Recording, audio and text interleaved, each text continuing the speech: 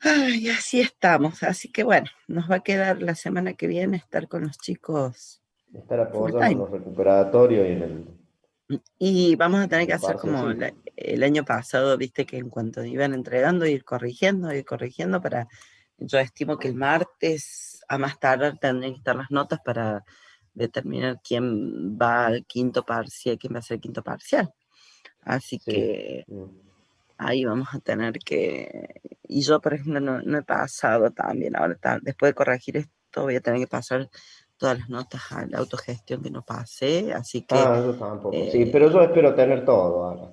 Yo espero tener todo. sí, yo ya con No, el cuarto imposible. parcial ya lo paso para que eh, ya ir es como más rápido. Ah, aunque después tenemos la planicita de Después tenés que nos todo, hace Valerio, claro, sí, porque después te cambia la condición de los chicos. Yo hubo un año que me los iba cargando, después fue revisar todo de vuelta.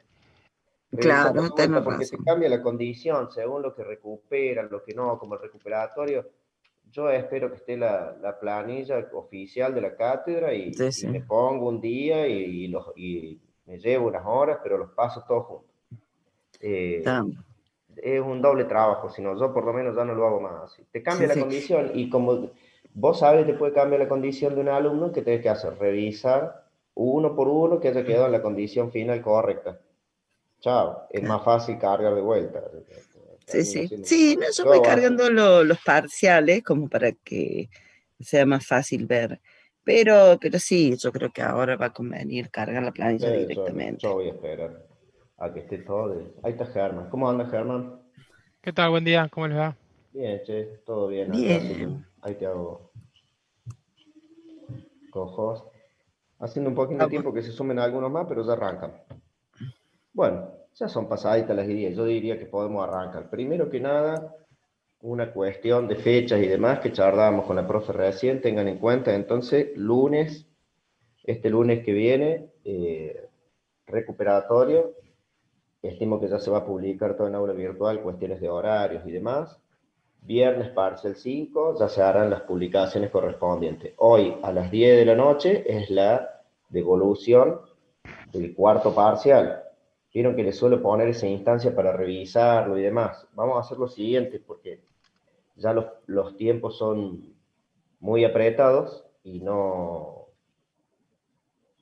vamos a llegar el lunes que viene. Digamos, el lunes que viene ustedes ya tienen el recuperatorio, con lo cual si alguien quiere revisar la corrección del cuarto parcial va a ser muy difícil. Esta vez sí les voy a atender a alguna necesidad de revisión que tengan por mail. Pero ahorrense mail del tipo, profe, quiero revisar el parcial. Es decir, ustedes tienen que haberlo revisado y tienen que decirme claramente, por mail o por mensaje el aula virtual, lo mismo, ¿no es cierto? Tienen que decirme claramente en qué no están de acuerdo y yo voy a ir y voy a revisar eso. No se pongan a manguear un 4, no me manden mail del tipo, ay, profe, yo si no me ponen 4 quedo libre. Profe, me saqué un 6 con un 7, llegaba a la aprobación directa. No, ni los voy a contestar, digamos. Ahora, como hemos hecho todas las otras veces, si algo de la corrección no le cierra, profe, yo el punto 3 me dice mal por tal cosa, yo lo pruebo, me están dando bien, qué es lo que está mal, digamos, cosas por ahí del estilo, sí, las reviso con mucha atención. En los parciales pasados, con más de uno, cambiamos algunas notas, así que eso es totalmente lícito, pero no vamos a tener en principio un momento, una instancia como para hacerlo presencialmente, como los va presencialmente, al menos vía Zoom, charlando, como lo sabíamos hacer, porque tenemos el recuperatorio encima. Los tiempos al final del año son muy cortitos. Así que esta vez sí, si tienen alguna duda o algo, mándenme mensaje al aula virtual o mándenme mail, voy a tratar de contestar lo más rápido que pueda. Bueno, eso por un lado. Por otro lado, eh, contenido de la clase de hoy es un contenido absolutamente teórico. Vamos a ver solo un ejemplo chiquito de código y para mostrarles un concepto nada más. Eh, y es como para cerrar el año. Ahora vamos a charlar un poco más respecto a esta ficha de estudio con más detalle. Y tercera cuestión que les quería decir antes de comenzar la clase, vaya revisando la situación de cada uno, no se dejen sorprender. Hoy a la noche les entregan el cuarto parcial, revise cada uno su situación, usen esa planillita que es como un simulador de las notas para ver en qué condición queda cada uno, no se dejen sorprender, miren que la instancia de recuperación está muy cerquita y la instancia del quinto parcial también está muy cerquita. Entonces yo diría que hoy, después de recibir el cuarto parcial, cada uno ya tendría que tener muy clara cuál es su situación final, sin ningún lugar a dudas, para que se puedan acomodar para lo que viene la semana que viene. Es probable que la semana que viene algunos digan, no, profesor, no tengo que hacer absolutamente nada. ¿Por qué? Y porque yo ya caí en la condición de regular. Y ya está, se acabó para mí, ahora voy a rendir el final. Es una condición posible. Puede ser que durante la semana que viene algunos digan, profe, si yo no hago el recuperatorio quedo libre, entonces hay que salir corriendo a hacer recuperatorio. Y también puede haber situaciones de ustedes que digan, profe, yo estoy regular, pero si uso el recuperatorio puedo cambiar mi condición y lo aprobar y poder hacer el quinto parcial y pasar a la aprobación directa, con lo cual, dependiendo de la situación de cada uno, puede ser una semana más o menos agitada, pero no se dejen sorprender, no dejen pasar una de esas instancias pudiendo haberla usado. ¿Ah? Bueno, era una pequeña advertencia que les quería dar. Al finalizar la clase de hoy charlamos un par de detalles más, pero eso es lo que quería decir antes de empezar. Comencemos con la clase de hoy. Hablando un poquito más del material de estudio y en sí del contenido de la clase de hoy, es un contenido fuertemente teórico, no vamos a hacer ejercicios, nadie les va a pedir que en un examen ustedes sepan resolver ejercicios con estos conceptos que vemos acá, pero sí les van a pedir que tengan claros justamente los conceptos que vemos. Es continuar y darle una vuelta de tuerca a todo lo que era análisis de complejidad para pararnos en una teoría que se llama teoría de la complejidad, que busca varias cosas, pero principalmente busca hacer una clasificación de algoritmos usando fuertemente la notación Big O. Usando lo que nosotros ya sabemos de análisis de complejidad, esta teoría se apoya mucho ahí y busca hacer una clasificación de algoritmos que está muy buena a estudiar y que es algo que tiene una evolución ya muy larga en el tiempo, y aunque tenga una evolución muy larga en el tiempo, a muchas de las cosas que esta teoría plantea todavía no le conocemos solución. Está aquí al final del año, no de casualidad. Está aquí al final de año porque no es absolutamente central en nuestra materia, pero al mismo tiempo no queremos que se vayan de acá sin saber que esto existe. Yo sé que cuando empiece a hablar, más de uno de estos conceptos les va a resultar ajeno, digamos, le va a resultar extraño, le va a resultar lejano, no va a ser una clase en la que vamos a decir, pone primero el for y adentro pone el if, esto les va a resultar como, ¿cómo decirles? No sé, como un poco lejos de lo que podemos entender hoy o de lo que podemos aplicar hoy. Traten de quedarse con los conceptos principales, porque el objetivo de esta unidad de estudio es justamente ese, que nos quedemos con los conceptos, que sepamos que esto existe, que no cerremos el año ignorando la existencia de estas cosas, pero no es absolutamente central en nuestra materia. Como les dije recién, les vuelvo a decir, nadie les va a pedir que hagan ejercicios con este tipo de cosas. ¿Está? Bien, empecemos definiendo algunas cosas que nos hacen falta de hoy. ¿Qué es la teoría de la complejidad computacional? Hoy permítanme que, es algo que nunca hago, pero permítanme que en la clase de hoy lea algunas partes, no todo, porque si no lo leerían ustedes solos, pero sí algunas partes de los slides, porque de esa manera evito irme por las ramas, porque esto da muchísimo para hablar y obviamente yo quiero hablar de lo que quiero acotarlo, digamos, lo que realmente nos hace falta, ¿no? Tomemos la primera definición que está aquí, es la rama de la ciencia de la computación que estudia y clasifica, es lo que les decía hace un ratito, a los problemas de acuerdo a su complejidad inherente. Ya vamos a definir qué es esto de la complejidad inherente, pero primero me quiero detener aquí. Fíjense lo que les decía hace un rato, es una rama de la ciencia de la computación que busca clasificar los problemas, agruparlo de determinada manera para que sepamos, cuando nos enfrentamos a un problema que queremos resolver, de qué tipo de problema se trata según esta teoría de la complejidad. Busca clasificarlo de algún modo. Los clasifica de acuerdo a su complejidad, y para medir la complejidad de los problemas que tenemos nosotros, que hemos estudiado hasta ahora, la notación Big O, todo lo que es el análisis de complejidad de un algoritmo. Entonces, basándose en el análisis de complejidad, vamos a tratar de clasificarlo de algún modo. Lo más interesante aquí es que habla de la complejidad inherente. ¿Qué sería la complejidad inherente? La complejidad inherente es aquella que forma parte del problema en sí mismo y que está abstraída de cualquier otro agente externo al problema. Es la complejidad del problema en sí. Eso sería la complejidad del problema inherente. Aquí nos abstraemos de si la computadora es grande o chiquita, si tenemos mucho procesador o mucha memoria, si el disco es más rápido o menos rápido, si en un lenguaje de programación tenemos tal estructura de datos y en otro lenguaje no. Vamos a analizar la complejidad del problema en sí mismo. ¿Cómo es el problema en sí? A partir principalmente de lo que nos diga la notación Bigot, ¿tá? A partir principalmente de lo que nos diga el análisis de complejidad del problema, abstrayéndonos de cualquier factor externo.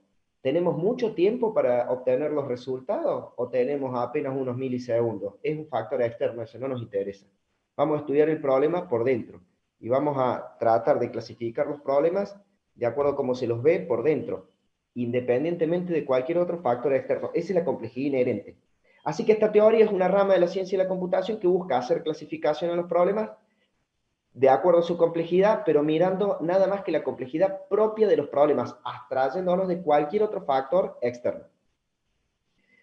La medición, entonces, de esta complejidad se basa principalmente en el análisis de algoritmos, que es la disciplina que vimos, que estaba relacionada con esto que le estoy diciendo, y que principalmente va a utilizar, si bien existen otras notaciones, pero principalmente, al menos como nosotros lo hemos visto, va a utilizar la notación Bigot, para tratar de decirnos cuando un algoritmo tiene una curva de ejecución u otra curva de ejecución y poder comparar algoritmos, ¿está? Basándonos en eso lo va a poder clasificar. ¿Cuál es la idea de esto? ¿Cuál es la idea principal de esto? Tratar de caracterizar, es decir, tratar de clasificar los algoritmos, los distintos algoritmos que sirven para solucionar el mismo problema. Ahora van a ver, cuando veamos las distintas clasificaciones que se pueden armar, es muy útil poder decir, este algoritmo es mejor que este, pero también es muy útil poder decir, para solucionar el problema tal, tengo este algoritmo que es de este tipo, o tengo este algoritmo que es de este otro tipo. Y eso es muy, muy útil, y eso es lo que buscamos con la teoría de la complejidad. Bien, vamos con los tipos de problemas. Primero, deberíamos hablar de que hay tipos de problema de decisión, tipo de problema de búsqueda de resultados, tipo de problema de optimización. Ya lo vamos a ver con más detalle y les voy a contar, pero quiero aquí hacer una introducción a los tipos de problemas que según esta teoría podemos encontrar. Y vamos a las clases de problema. Hay una clasificación también, independientemente de que el problema sea de decisión, de búsqueda de resultado, de optimización, podemos hablar de problemas inherentemente simples y de problemas inherentemente difíciles de resolver. ¿Cuál es la frontera para considerar un problema simple o un problema difícil? Bueno, lo vamos a analizar ahora en un ratito, pero esto es una pequeña introducción a las clasificaciones que podemos armar con esta teoría de la complejidad. Fíjense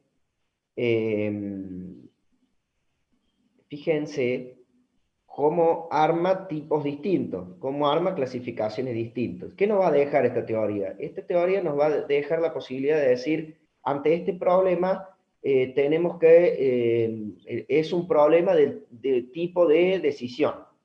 Y uno eso ya lo sitúa en un contexto determinado.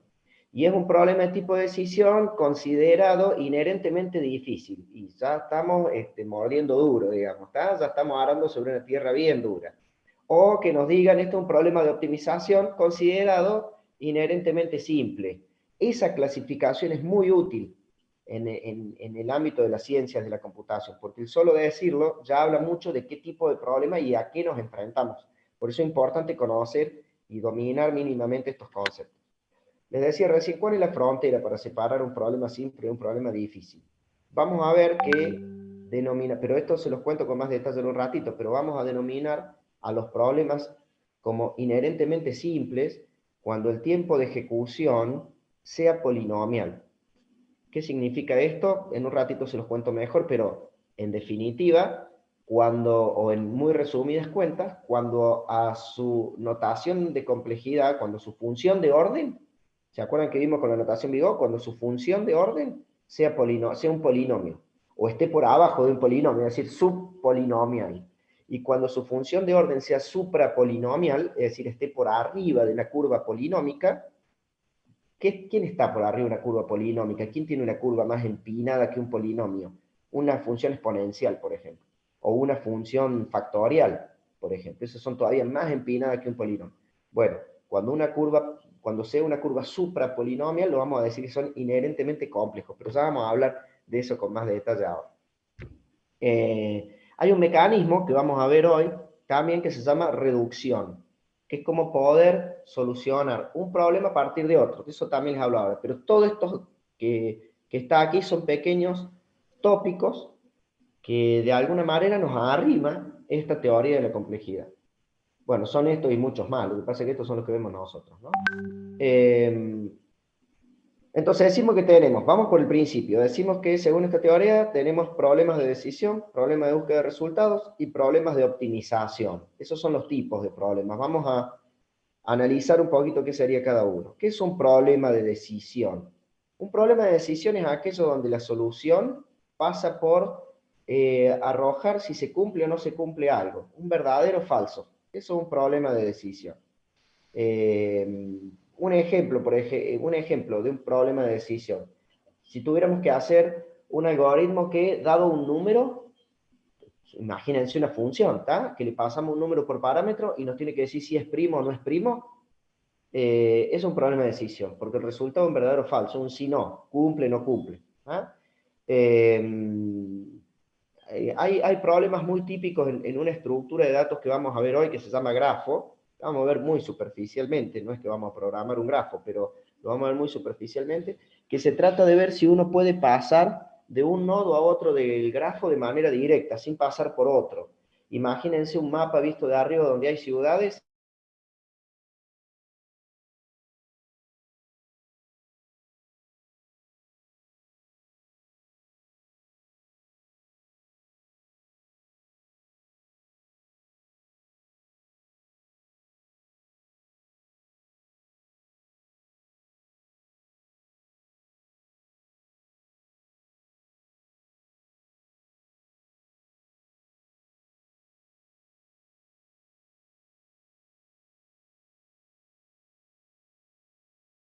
El primer problema que resolvimos en la primera clase, dado dos números, devolver la suma.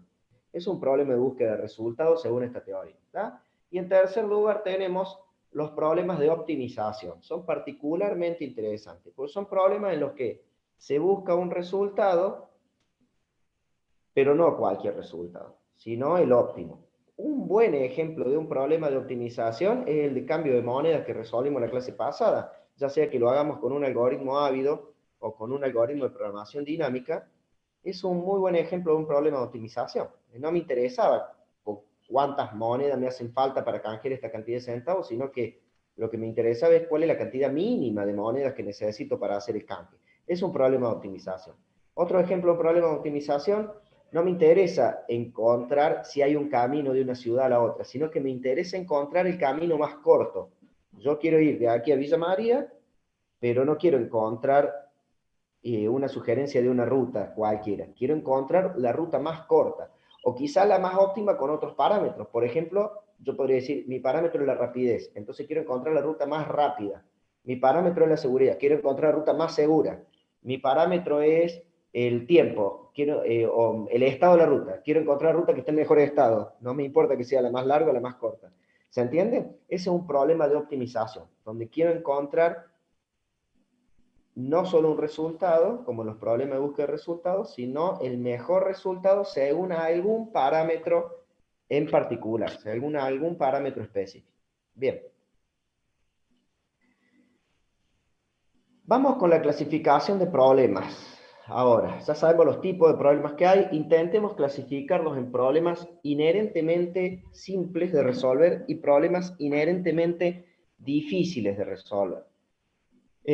Cuando un problema es inherentemente simple de resolver, o qué problemas caen en esta clasificación. Caen en esta clasificación, como les decía hace un rato, todos aquellos problemas en los que se puede encontrar una función de orden para ese problema. ¿Se acuerdan las funciones de orden de complejidad? en los que se puede encontrar una función de orden para ese problema que sea polinomial o subpolinomial, que esté por debajo de un polinomio.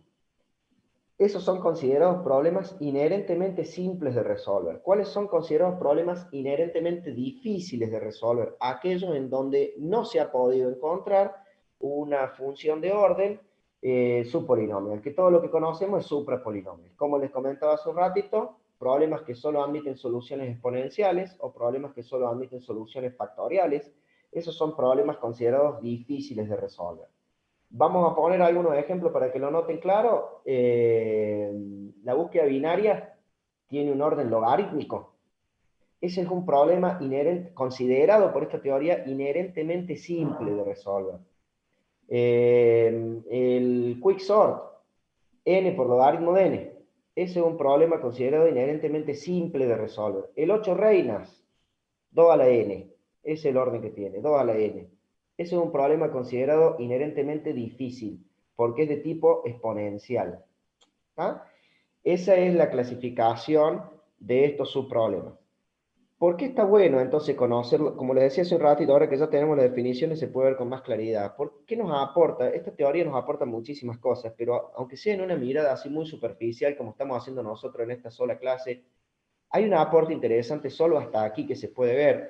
Es muy interesante poder decir, ante el problema tal, miren, es muy interesante poder decir, el problema de las 8 reinas es un problema de búsqueda de resultado inherentemente difícil.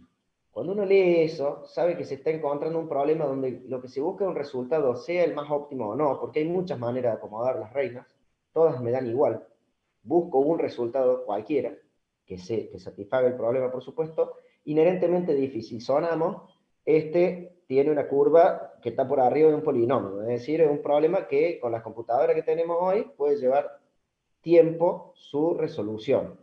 Y ante un aumento pequeño en el volumen de datos, corresponde un aumento grande en la cantidad de operaciones que el algoritmo hace. Pero todavía no estamos hablando de tiempo de ejecución. Bueno, ¿por qué? Porque aparece esta palabra inherentemente, y eso es lo que más importa aquí.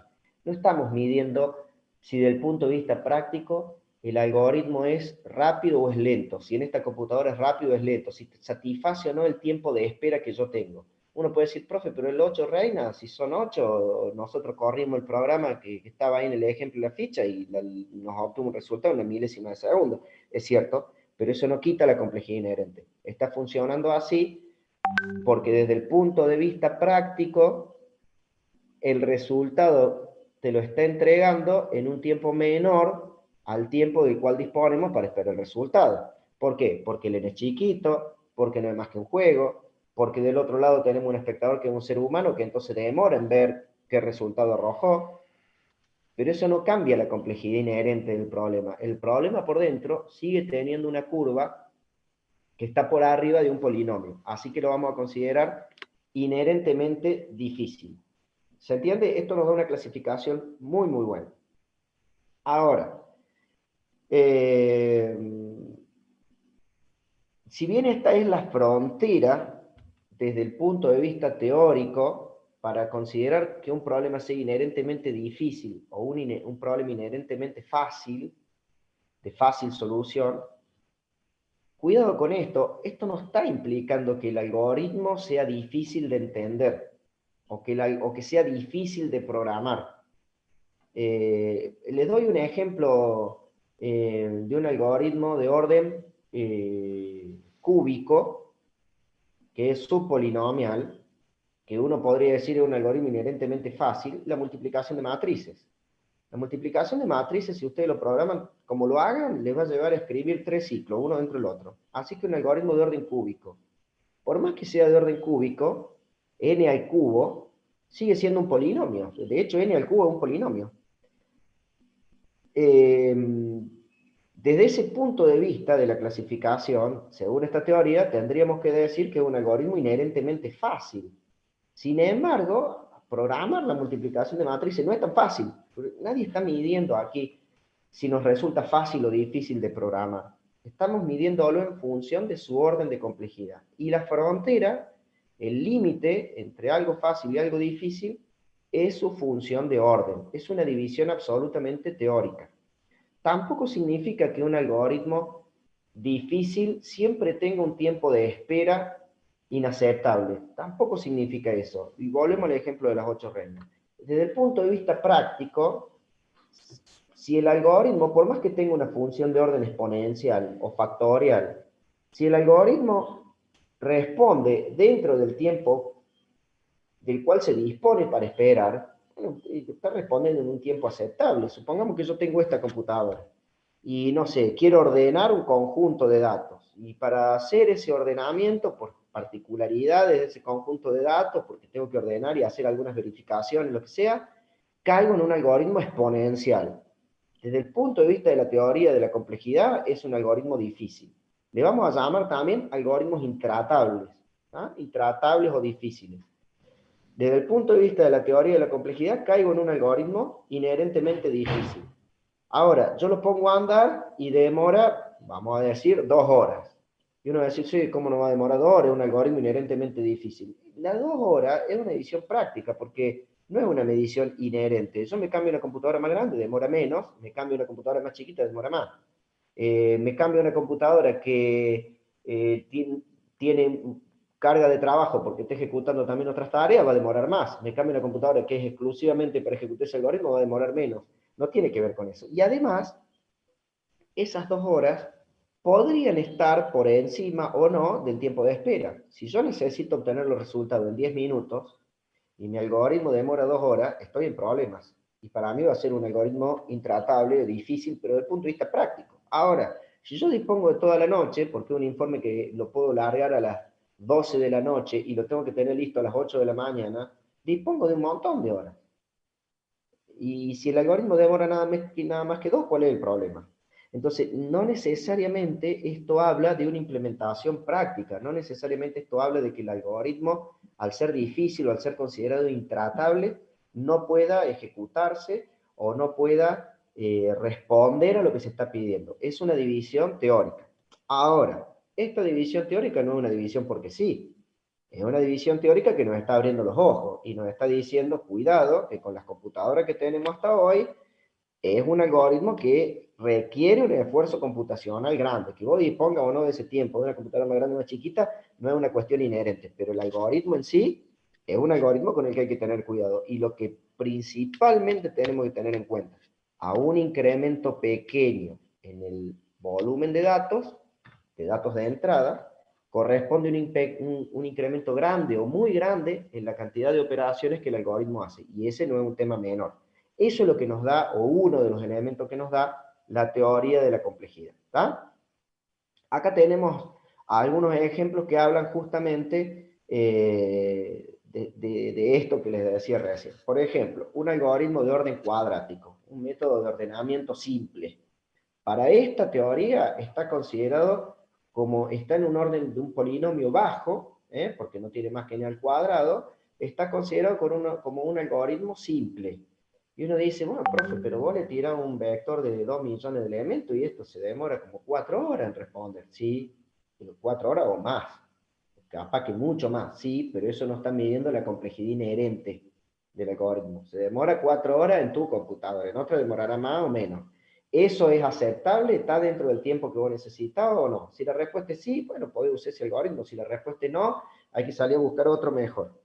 Eso es lo que ocurre. Pero eso no está midiendo la complejidad inherente. Desde el punto de vista inherente, tiene una función cuadrática que es polinómica y esta teoría lo considera un algoritmo simple. ¿Qué pasa con un polinomio de un grado alto? Por ejemplo, n a la 60. ¿Qué tal si yo les traigo un método de ordenamiento y les digo, si este método de ordenamiento lo inventé yo, miren qué bueno que está, pero es de orden de n a la 60. Es un polinomio enorme que va a tener una curva elevadísima. No importa desde el punto de vista de la teoría de la complejidad. Desde el punto de vista de la complejidad inherente, el algoritmo sigue siendo un algoritmo simple, aunque se demore muchísimo en su propia ejecución, mucho más que un algoritmo cuadrático. ¿Y por qué simple? Porque su curva sigue siendo polinomial o subpolinomial, es decir, sigue respondiendo a un polinomio.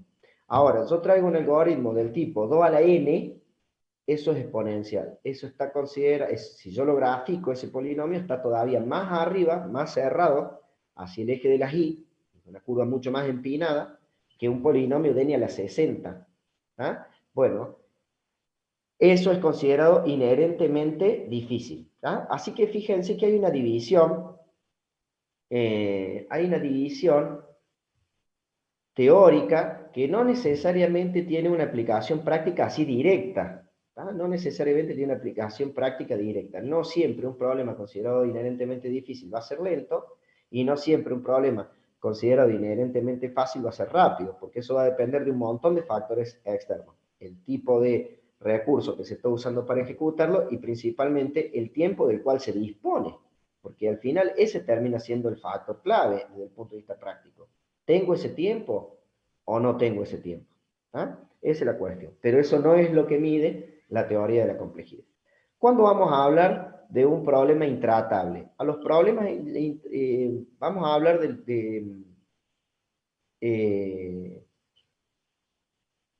vamos a hablar de que un problema es intratable en función de esta teoría de la complejidad cuando las únicas soluciones que conocemos sean inherentemente difíciles. Es decir, si todas las soluciones que se conocen para un problema tienen un orden suprapolinómico, o sea, por arriba de un polinomio, vamos a decir que se trata de un problema intratable. El 8 reinas, por ejemplo, es un muy buen ejemplo de un problema intratable. No se conoce ninguna solución subpolinómica para ese problema. De hecho, hay $1 millón de premio, una agencia norteamericana, hay $1 millón de premio para aquel que puede encontrar una solución subpolinómica de un problema, se llama problema de las n reinas, búsquenlo después si quieren, es curioso, forma parte de un grupo de problemas que se han publicado y donde se ha ofrecido un premio muy importante para aquellos que puedan encontrar una solución inherentemente fácil, es decir, una solución subpolinómica. A nadie le interesa el 8 reinas en sí. Nadie les va a pagar, nadie nos va a pagar $1 millón para que resolvamos el 8 reinas. Lo que nos interesa es que si alguien lo lograra, estaría encontrando una manera de ejecutar o una manera de desarrollar algoritmos muy diferente a la manera en que tenemos nosotros de desarrollarlo hasta ahora. Y eso es lo que realmente interesa aquí. Pero bueno, después vamos a retomar este tema, pero solo para mencionarles, ese es un problema considerado intratable. ¿Por qué entonces y hoy vamos a ver algunos más? Pero ¿por qué entonces intratable? Porque todas las soluciones, todas las que se conocen para ese problema, todas las variantes, son todas suprapolinómicas. No se conoce ninguna solución polinómica o subpolinómica para el problema de las 8 reinas. Esa es la cuestión. Bien, hay un concepto fuertemente asociado a esta teoría que tenemos que estudiar, que es el concepto de reducción. ¿Qué es una reducción? Y ya van a ver, después que se los explique, qué relación puede tener este concepto de reducción con este concepto de problema intratable o con esta clasificación que nos está presentando la teoría de la complejidad. Primero definamos lo que es reducción, después le vamos a encontrar la relación. Llamamos reducción cuando podemos resolver un segundo problema a partir de utilizar un algoritmo que inicialmente se diseñó para resolver otro problema, vamos a decir un primer problema, pero de manera tal de no tener que modificar por dentro ese algoritmo absolutamente nada, solo a partir de variar los datos de entrada, poder encontrar como resultado algo que sirva para resolver otro problema, definiéndolo más formalmente. Sean los problemas T1 y T2. Vamos a decir que hay una reducción de T1 a T2. Un segundo que corro todo esto. Vamos a decir que hay una reducción de T1 a T2 y lo vamos a escribir ahí de esa forma como se lo he escrito en la presentación. T2 igual a R de T1. R es el proceso de reducción. Vamos a decir que hay una reducción de T1 a T2 cuando nosotros podríamos usar el algoritmo que inicialmente se diseñó para resolver T1 sin tocarle nada por dentro, absolutamente nada, solo variando los datos de entrada para encontrar una solución de T2. Ahora les voy a dar un ejemplo bien en Python y van a ver cómo, con un ejemplo muy sencillo por supuesto, pero van a ver cómo podríamos una función, imagínenselo como una función Python, si lo bajamos muy a lo práctico, muy al alcance de nuestra materia, como una función Python que inicialmente se diseñó para calcular una cosa, si yo le cambio un poco los parámetros, en realidad, sin tocarle ni media línea de código, la puedo usar para calcular otra cosa. Bueno, eso sería la reducción de T1 a T2. ¿Qué sentido tiene esto de que haya una... ¿Qué sentido tiene la reducción en sí? Piensen en esto. Supongamos que yo pudiera resolver un problema considerado originalmente intratable a partir de un algoritmo que se diseñó para resolver otro problema. ¿Y qué tal si ese algoritmo original no era intratable? ¿Y qué tal si la función de reducción, es decir, la función que utilizo para variar los datos de entrada y los resultados, tampoco es intratable? Es decir, ¿qué tal si originalmente tengo el problema T1, el 8 reinas? Imaginemos que el problema T1 es el 8 reinas. Es un problema considerado intratable porque todas las soluciones que se conocen son suprapolinómicas, son con una curva muy empinada, exponenciales todas concretamente. ¿Y qué tal si alguien dice, yo lo puedo resolver a partir de aplicar este algoritmo que hice, que era de un orden cuadrático, por ejemplo, de un orden polinómico, pero tenés que variarle, tenés que pasarle por parámetros cambiados estas cosas y el resultado tenés que aplicarle un cálculo y te da el resultado de las 8 reinas.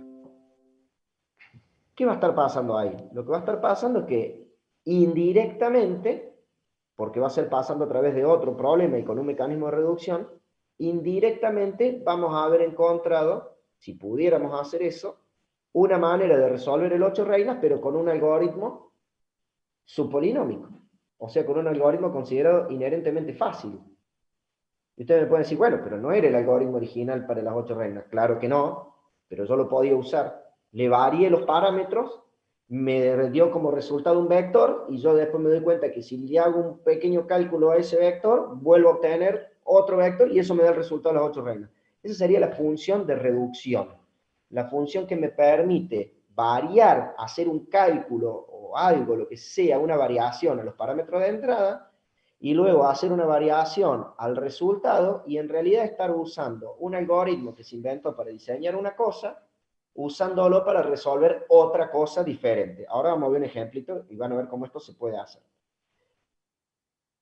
Lógicamente, para que esto tenga sentido, primero debe cumplirse que el problema T1 no sea intratable, porque si yo voy a, o que tenga un orden menor que T2, porque si yo voy a decir, pude resolver el 8 reina, había un mecanismo de reducción. Ah, sí, ¿y qué algoritmo usaste? Usé un algoritmo que es factorial, pero para eso le hubiera dejado la exponencial que tenía y estamos peor. ¿Se entiende?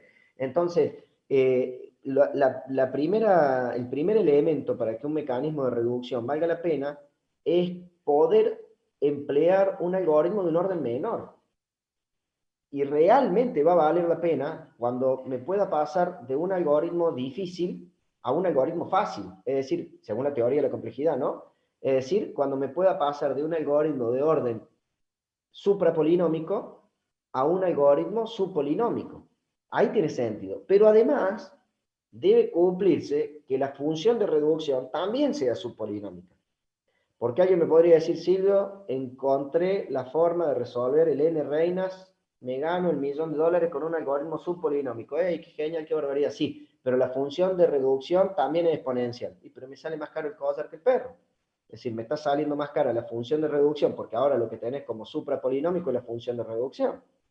Entonces, este concepto de reducción sirve siempre y cuando se cumplan estas dos condiciones. Primero, que el problema original que quiero resolver, en nuestro ejemplo sería T2, sea de un orden mayor que el problema que se está usando vía reducción, que sería T1, y segundo, que la propia función de reducción R, la que me sirve para transformar los datos de entrada y después transformar los resultados, también sea subpolinómica. Porque de lo contrario, voy a hacer todo el esfuerzo de reducción para caer lo mismo en un algoritmo inherentemente difícil. ¿Ah? Podríamos plantear algún ejemplo. Miren, este ejemplo está acá. Por supuesto, buscando un planteo simple para que podamos comprender el concepto. Problemas que se han resuelto vía reducción hay muchos. Hoy vamos a ver algunos ejemplos más. Y algunas soluciones realmente alcanzan niveles de complejidad geniales, ¿no? Realmente hay especialistas en las ciencias de la computación que han hecho maravillas con este mecanismo de la reducción, cosas que a uno como profesional le resultan bastante lejanas. ¿Saben lo que ocurre en definitiva con esto? Ocurre que el análisis de complejidad, todo lo que rodea la teoría de la complejidad, es una disciplina en sí misma. Hay gente que ha dedicado toda su vida a trabajar en la teoría de la complejidad. Matemáticos, expertos en las ciencias de la computación, que su vida profesional completa la han dedicado a esto. Nosotros llegamos a ver una clase de 2 horas de AED en el contexto de una carrera de ingeniería de sistemas. ¿Sí? Por eso es natural que algunas cosas nos resulten tan lejanas.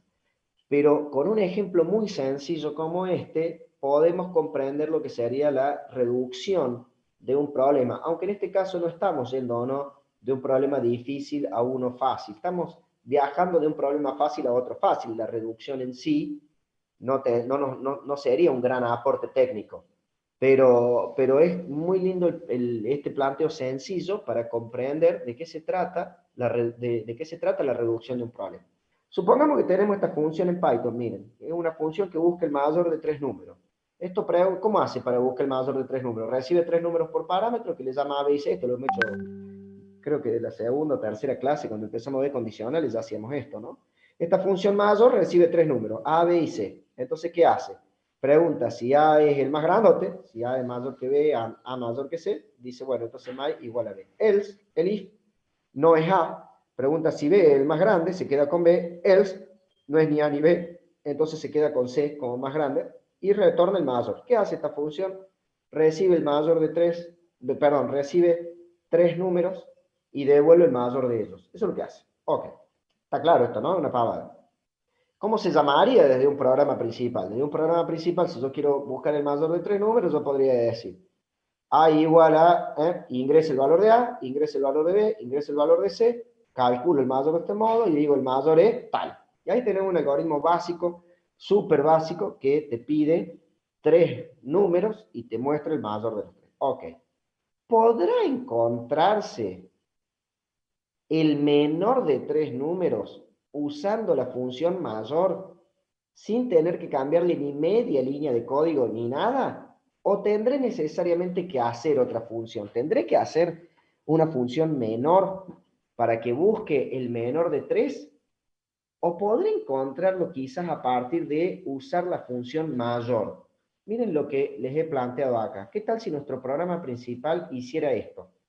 Ingrese un valor, ingrese el otro, ingrese el otro. Aquí tenemos 3 valores que hemos llamado B y C. Y ahora queremos buscar el menor.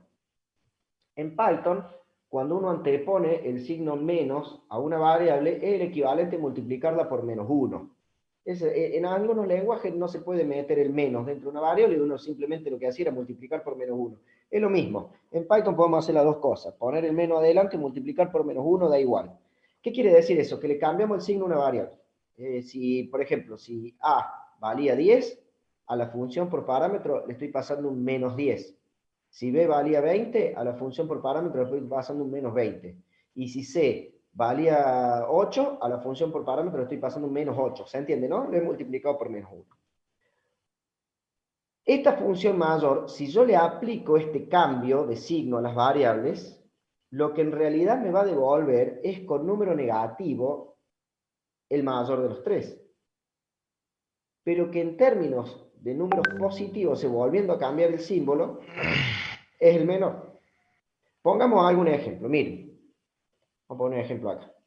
Supongamos que A vale, como dijimos recién, 10. Supongamos que B vale 8 y supongamos que C vale 12. ¿Cuál sería el mayor de los tres? 12. ¿Y cuál sería el menor? B, que es el 8. ¿Qué le estamos pasando a esta función por parámetro? Recordando que ahora lo que queremos es buscar el menor, ¿no? El menor. ¿Qué estamos pasando por parámetro? En realidad no le estoy pasando 10, 8 y 12. En realidad le estoy pasando menos 10 aquí, menos 8 aquí y menos 12 aquí. ¿Está? Entonces, menos 8, menos 10 y menos 12. La función mayor es la misma de recién. Trabaja tal cual. ¿Cuál es el mayor número entre menos 10, menos 8 y menos 12? El mayor número de los tres es menos 8. En los números negativos, ¿cuál es el más grande ahí? Menos 10, menos 8, menos 12, menos 8. Quiere decir que esta función nos va a devolver como resultado, acá en m, menos, miren ese menos, estoy dibujando con el mouse, así que parecen los dibujos de mi hija cuando era bebé, menos 8. ¿Ah? Esta función nos devuelve menos 8. ¿Por qué? Porque sigue buscando el mayor. Nadie ha tocado su código por dentro. Y si yo le paso menos 10, menos 8 y menos 12, el mayor es menos 8 y nos devuelve menos 8. ¿Qué va a pasar ahora si al menos 8 lo volvemos a multiplicar por menos 1? Menos 8 por menos 1, 8. Y fíjense lo que ha quedado en la variable men. En la variable men ha quedado un 8. Era el menor. Entonces, ¿qué ha ocurrido acá? Lo que ha ocurrido es que he podido usar la función mayor sin tocarle ni media línea de código, sin ni siquiera abrirla, ¿tá? Sin ni siquiera ir a ver el código. Pero he podido usar la función mayor para calcular el menor. ¿Y qué he tenido que hacer para calcular el menor? He tenido que aplicar algún cálculo a los parámetros de entrada, algún cálculo a los datos de entrada y algún cálculo a los resultados. Esa es la función de reducción. Y la técnica que hemos aplicado aquí es la reducción. ¿Quién era T1 en nuestra reducción? La búsqueda del mayor. Ese es T1. ¿Y quién es T2? El problema que estamos pudiendo resolver a partir de aplicar una reducción a T1. La búsqueda del menor. Entonces yo quería buscar el menor y en vez de programar otra función, apliqué una reducción sobre una función que ya conocía y de alguna manera me sirvió para calcular el resultado que yo estaba esperando, para resolver el problema que estaba queriendo resolver. Esto es simplemente un ejemplo de qué sería una función de reducción. Un ejemplo sencillo, pero bastante ingenioso a la vez. Desde luego, esto es simplemente una aclaración, pero desde luego que no, nadie le está diciendo que lo hagan de este modo. Si me preguntan a mí por una cuestión de claridad en el código, por una cuestión de coherencia, por una cuestión de reutilización también, yo prefiero tener una función menor que busque el menor y una función mayor que busque el mayor y se acabó. Pero simplemente les queríamos mostrar con un ejemplo relativamente sencillo de qué se trata una función de reducción. Ahora, imagínense lo siguiente. Supongamos que la búsqueda del mayor era un problema fácil de resolver. Era un problema logarítmico, por decirlo de alguna manera. Tenía un orden logarítmico, así que un problema considerado fácil. Y supongamos que la búsqueda del menor era un problema exponencial. Era un problema inherentemente difícil. Es más, supongamos que no se conocía ninguna solución para la búsqueda del menor que no sea exponencial, con lo que la búsqueda del menor pasa a ser un problema de los que denominamos intratables. Y ahora viene uno de ustedes que terminó ED y dice, che, si le aplico una reducción, multiplico por menos 1, y el resultado lo vuelvo a multiplicar por menos 1, ¿qué terminamos encontrando? Terminamos encontrando una forma de resolver un problema intratable con un algoritmo que no es intratable, con un algoritmo inherentemente fácil. Y ese problema entonces, ¿qué pasó? Dejó de ser intratable, porque acabamos de encontrar una solución con una complejidad inherente simple, es decir, con una función de orden subpolinómica. ¿Se entiende? Eso sería la genialidad. Ha habido casos así, en problemas mucho más complejos, por supuesto, donde no se conocía una solución subpolinómica para un problema era intratable, y hubo quienes encontraron a partir de un mecanismo de reducción la forma de usar un algoritmo que era originalmente para otra cosa y cayeron en una solución inherentemente fácil y el problema dejó de ser intratable. ¿Ah? ¿Se entiende? Bueno, ese es el mecanismo de reducción y esa es la relación que tiene con lo que vemos en esta clase con la teoría de la complejidad, que muchas veces vía mecanismo de reducción se puede ir de un problema considerado inherentemente difícil a un problema, a una solución, no a un problema, sino a una solución considerada inherentemente fácil. Y eso puede llevarnos a sacar un algoritmo del grupo de los algoritmos intratables para que pase a ser tratable a partir de una función de reducción. Siempre tengan presente que para que esto tenga sentido deben cumplirse dos cosas. Primero, que el algoritmo en sí sea mejor, es decir, que lo que estoy usando vía reducción, que el algoritmo que estoy utilizando a través de una función de reducción efectivamente me lleve a una ganancia si uno compara sus funciones de orden. Y en segundo lugar, que la propia función de reducción también sea subpolinómica, es decir, que la propia función de reducción no me salga más caro que resolver el algoritmo originalmente. Si resolver el algoritmo originalmente era exponencial y yo logro resolverlo con uno logarítmico, es genial. Pero eso es genial siempre y cuando la función de reducción no sea exponencial. Porque si la función de reducción es exponencial, ¿para qué lo quiero? Termina siendo exponencial lo mismo. ¿Se entiende, no? Bueno, aquí teníamos un ejemplo de cómo se puede aplicar la reducción.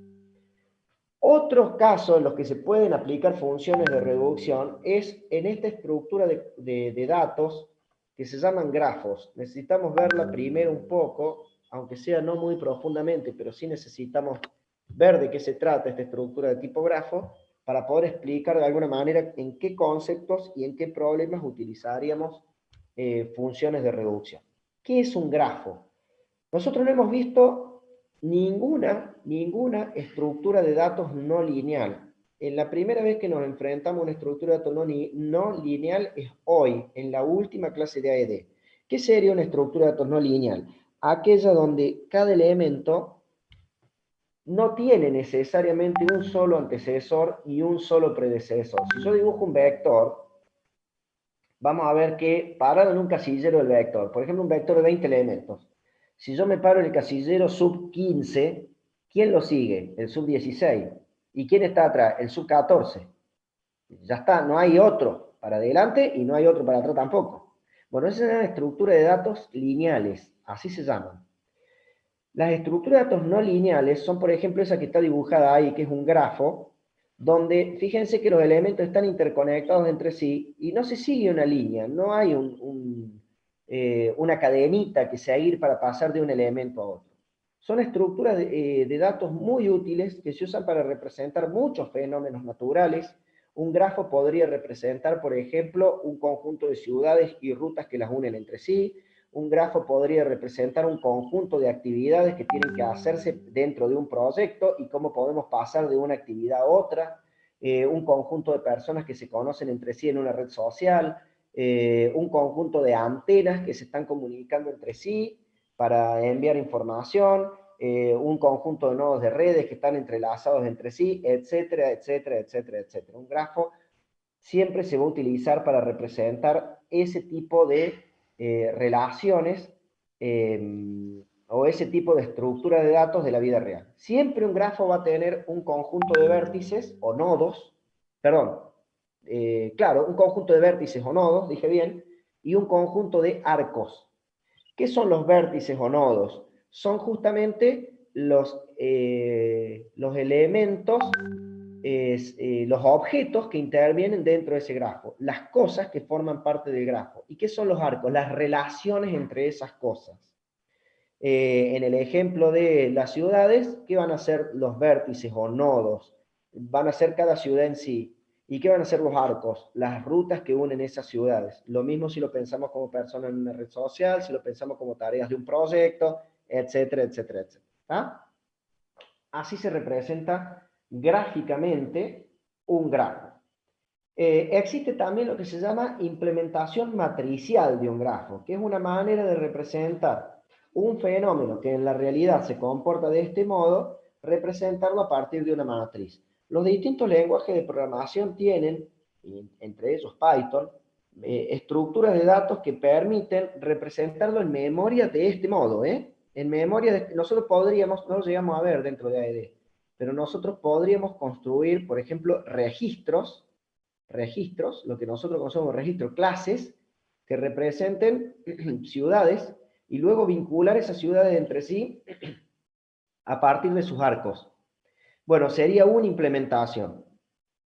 Es una implementación bastante interesante. Lo que pasa es que todos los algoritmos que recorren o hacen cosas con esto son recursivos. Y eso hace que, por un lado, no sean fáciles de programar, y por otro lado, muchos de los algoritmos que trabajan con esto son de orden exponencial, donde el exponente, el n, que sería la cantidad de nodos del grafo. Con lo cual, ¿qué me está diciendo que sea de orden exponencial? ¿Se acuerdan lo que decíamos? Un incremento pequeño al volumen de datos implica una cantidad, un incremento posiblemente muy grande en cuanto a la cantidad de operaciones. ¿Qué me está diciendo esto? Que en una estructura de grafo armada de este modo, el incremento de un nodo probablemente implique un incremento muy grande en la cantidad de operaciones que se hacen sobre ese grafo. La aparición de una persona más en esta red social o de una ciudad más en este mapa y de sus correspondientes arcos va a implicar un esfuerzo computacional muy grande cuando se quieran encontrar, por ejemplo, todos los arcos posibles para ir de una ciudad a otra, o todas las relaciones posibles entre las personas de esa red. ¿Ah? Bueno, ese es el problema con este tipo de estructuras, que representan fenómenos fuertemente exponenciales, y por eso los algoritmos que normalmente los trabajan no solamente son recursivos, sino que en muchos casos son algoritmos considerados difíciles. Y algunos problemas en sí son problemas considerados intratables. ¿Por qué? Porque no hemos podido construir hasta ahora ningún algoritmo que lo solucione que no sea considerado difícil. Con la implementación matricial se obtiene una representación un poco más fácil, pero los problemas siguen siendo del mismo orden de solución. No es que al ser más sencilla la representación, los problemas bajen de complejidad. ¿Qué sería una implementación matricial? Nosotros podríamos definir una matriz, tal como las conocemos nosotros. Entonces, acá le hemos puesto A, B, C, D, F, pero esto podría ser fila 0, 1, 2, 3, y esto columna 0, 1, 2, 3, y simplemente cada una de estas filas y columnas representar un nodo, una entidad, ¿tá? Un nodo. Y el hecho de haber un 1 indicaría un arco, una relación entre esos nodos. Por ejemplo, miren, aquí hay un 1. ¿Eso qué significa? Que hay un arco de A a B, es este de acá. Aquí, por ejemplo, no hay ningún 1. Podríamos representarlos con ceros o con non. Eso va a depender mucho de las características del lenguaje que estemos usando. En Python simplemente lo podemos dejar lleno de nones o lleno de ceros, como la querramos construir, pero lo concreto es, aquí no hay un 1. ¿Qué significa? Que no hay un arco de A a C. Fíjense que no lo hay, porque yo voy a tener que pasar por otra ciudad primero. Claro, los algoritmos que analizan si se puede ir de A a F, o cuál es el camino más corto para ir de A a F, recorran una estructura en memoria como esta, o recorran una matriz como esta, son exponenciales lo mismo. Así que la representación no cambia la complejidad, pero sí es otra manera de representar un grafo, y se llama representación matricial. Ok, ¿para qué vemos esto acá? Por dos razones. Primero, para contarles de esta estructura de datos, que no llegamos a programar dentro de nuestra materia, pero al menos queremos que sepan que existen antes que se vayan, en primer lugar. En segundo lugar, también queremos que sepan que se puede programar perfectamente bien en Python, y que si ustedes investigan un poquito pueden hacerlo. Con los elementos que tienen hasta ahora podrían perfectamente programar un grafo si echan mano a un poco de ingenio y nada más. La segunda razón que lo vemos es analizar dos problemas considerados intratables los dos, y donde hay una reducción de uno a otro, y por eso nos interesa analizarlo en esta clase, que es el llamado problema del clique máximo y problema del subconjunto independiente máximo. Ahora lo vamos a estudiar a los dos. ¿Qué es el clique máximo? El clique máximo es un problema que consiste en encontrar cuál es el subconjunto más grande posible que se pueda armar. Si pudiera tener todo el grafo original sería ese, pero es común que no. Es decir, ¿cuál es el subconjunto más grande de nodos que se puede armar de manera tal que todos tengan una relación directa entre sí? Aquí lo hemos dibujado de este modo el grafo para que sea muy visible, pero imagínense esto representado en una matriz o representado en memoria, no es tan fácil de deducir, pero es una imagen como para que puedan identificar de qué se trata realmente este problema. Miren, este es el grafo original. Si un grafo original fuera así, ¿cuál es su clique máximo? ¿Cuál es el máximo conjunto, el conjunto más grande de nodos que se puede armar de modo que todos tengan relación entre sí? Porque en este subconjunto todos tienen relación entre sí. A no forma parte del clique máximo porque A no tiene un arco directo a E ni a F. D tampoco, porque no tiene un arco directo a B. Si yo lo incluyo, no estaría tomando en cuenta que no hay un arco aquí. Alguien me podría decir, bueno, pero A y D también forman parte de un clique, porque A tiene un camino a D y D tiene un camino directo a A. Es verdad, pero se está buscando el clique máximo. Este conjunto tiene 2 nodos y este conjunto tiene 4.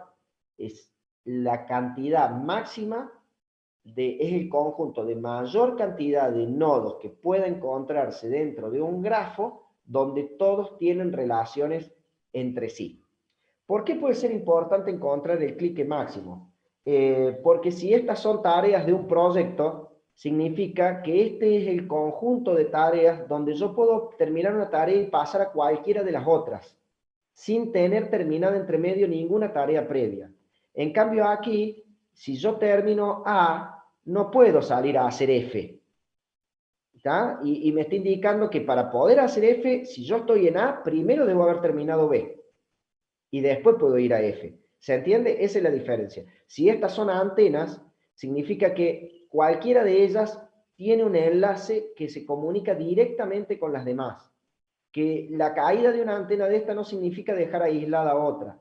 Mientras que aquí, por ejemplo, una caída de esta antena implica que de A a F, por el camino más corto, ya no puede irse. Hay que irse por otro lado, si es que tengo un arco aquí, porque también podría quedar completamente aislado. Eso significaría, si esto es una red social, significa que todas estas personas se conocen entre sí. Y que si alguna de esas personas abandona esta red social, las que quedan van a seguir relacionadas entre sí. En cambio aquí hay personas que no se conocen de manera directa, que para poder saber, por ejemplo, para que para encontrar la relación entre A y F, tiene que formar parte del grafo B o D. De lo contrario, no hay otra manera. ¿Tá? Bueno, ese es lo que interesa en un grafo al tratar de identificar cuál es su clique máximo. Imagínense, no es fácil del todo de ver en un dibujito como este, de un grafo que tiene nada más que 6 nodos y que está acomodado así a propósito para que lo puedan ver con absoluta simpleza. Imagínense lo difícil que es encontrar el clique máximo en un grafo de miles de nodos. Bueno, los algoritmos que sirven para encontrar el clique máximo tienen este orden que está aquí, n al cuadrado por 2 a la n. El problema es este, 2 a la n. El problema real es este término. Es un algoritmo de orden exponencial. Y como todos los algoritmos que resuelven el clique máximo son de orden exponencial, no se conoce nada mejor, este cayó en el grupo de los problemas intratables. Encontrar el clique máximo es un problema intratable. Es el problema al cual se enfrenta el GPS de ustedes cuando en el celu le pedimos ir de una ciudad a otra y está buscando si hay un camino directo primero, y si no no forma parte del clique máximo, hay que venirse para acá y ver qué enlace, qué vinculación de caminos podemos encontrar, y tiene un ratito nomás para resolverlo. Bueno, es un problema, el clique máximo es un problema de los considerados problemas intratables. Ok. Existe otro problema con los grafos, que es el problema del subconjunto independiente máximo, o llamado también SIM. ¿Qué es el SIM? Aquí hemos dibujado el mismo gráfico, pero, el mismo grafo, pero de otra forma. Es decir, el mismo grafo respecto de sus nodos, ¿no? Sigue siendo un grafo que tiene los nodos A, B, C, D, F, están dispuestos de la misma manera, pero noten que los arcos son completamente distintos. ¿Qué es el SIM? Es encontrar el subconjunto de nodos más grande posible, donde ninguno tenga un vínculo directo con el otro.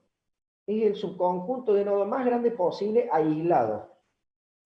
Si lo dibujamos al grafo de este modo, también como para que sea más o menos fácil de interpretar, fíjense que no hay un camino directo entre A y D. Y yo podría decir A y D, si yo los aíslo, forman un sim. Bueno, no, porque el sim es el conjunto de nodos más grande posible. ¿Qué es el conjunto de nodos más grande posible que podemos encontrar en este grafo de nodos que no tengan un vínculo entre sí? B, C, E y F forman el sim, el subconjunto independiente máximo. Por las mismas razones de recién, puede ser interesante encontrar el sim de un grafo. Esto me están diciendo, cuidado, que cuando termines la tarea F, no podés pasar de manera directa a ninguna de estas.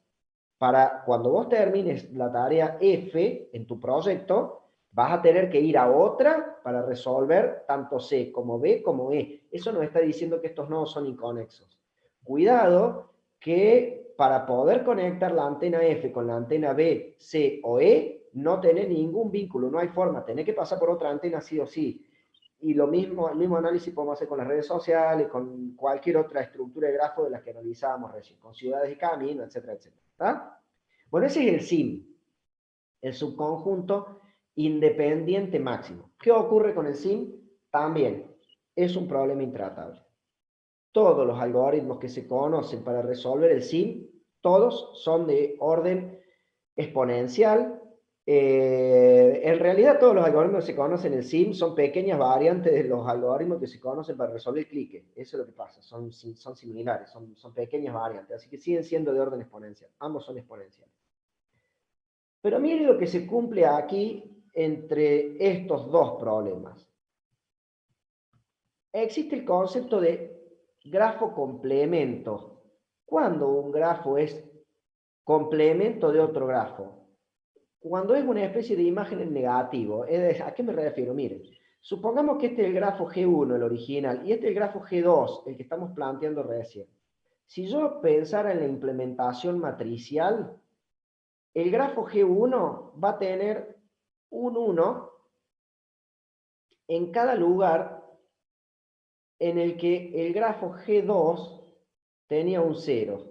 Y al revés, excepto en la diagonal, por supuesto, porque en la diagonal no hay nodos a sí mismos.